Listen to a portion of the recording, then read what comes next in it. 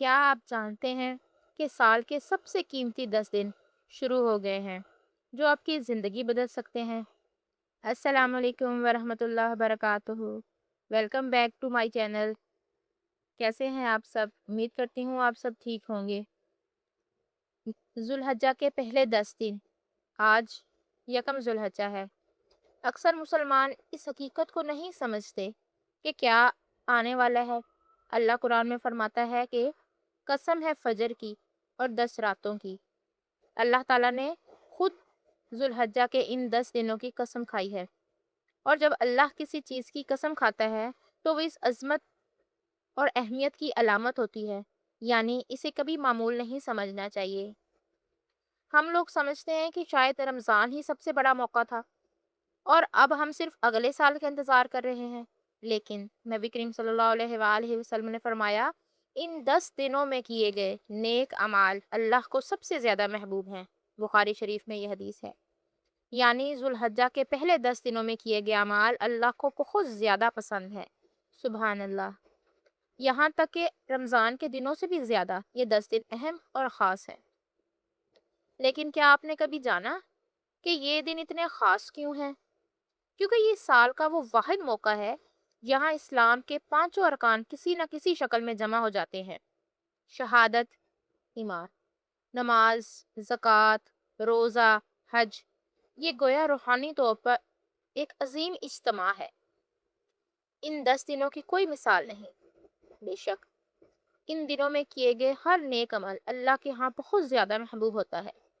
ایک سچا ذکر، ایک اضافی نماز یا خاموش آنسو، ان دنوں میں کچھ بھی چھوٹا نہیں ہوتا۔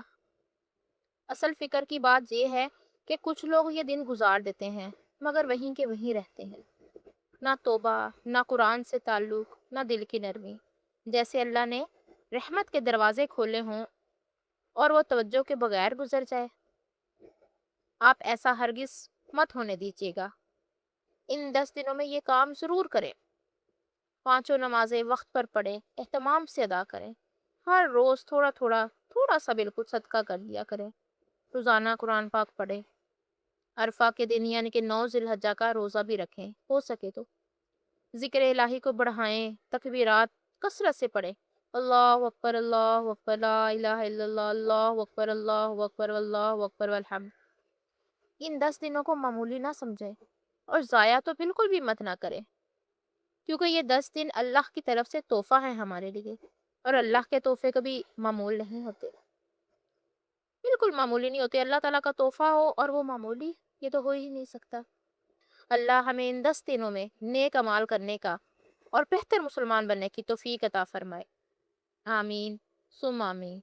آج سے ہی ہم عہد کرتے ہیں کہ ہم ضرور انشاءاللہ زیادہ سے زیادہ عبادات میں دن گزاریں گے۔ عشرہ ذی الحجہ کی راتوں کے روافل بھی میں آپ کے ساتھ شیئر کرنا چاہتی ہوں۔ کہ ذی الحج کا جب چاند نظر آ جائے اس کے بعد سے لے کر 9ویں ذی الحج کی رات تک آپ یہ ضرور کیجیے گا، اللہ تعالیٰ آپ کو بے حد اجر و ثواب دیں گے۔ ذی الحجہ کی ہر رات کو عشاء کی نماز کے بعد آپ لوگ 4 رکعت نماز ضرور پڑھیں، ایک ہی سلام کے ساتھ، چاہے آپ 2 رکعت کر کے بھی ادا کی جا سکتی ہے، 2 سلام ہو جائیں گے اس میں۔ ہر رکعت میں آپ سورۃ فاتحہ کے بعد سورۃ اخلاص کو 11 مرتبہ ضرور پڑھیں، باقاعدگی سے پڑھیں۔ اللہ تعالیٰ انشاءاللہ آپ کی قسمت میں بھی مقبول حج کا ثواب لکھ دیں گے۔ آپ کے سارے صغیرہ و کبیرہ گناہ، یعنی کہ جو صغیرہ چھوٹے ہیں، وہ اللہ تعالیٰ معاف فرما دیں گے۔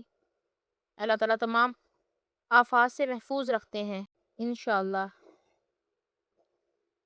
اگر آپ کو میری یہ ویڈیو اچھی لگی ہو، معلومات اچھی لگی ہو، تو اسے ضرور شیئر کیجیے گا، سبسکرائب کیجیے گا میرے چینل کو، اور اس سے اچھی ویڈیوز حاصل سننے کے لیے اور دیکھنے کے لیے میرے چینل پہ ضرور آئیے گا۔ مدیحہ دین وائٹ۔ السلام علیکم ورحمۃ اللہ۔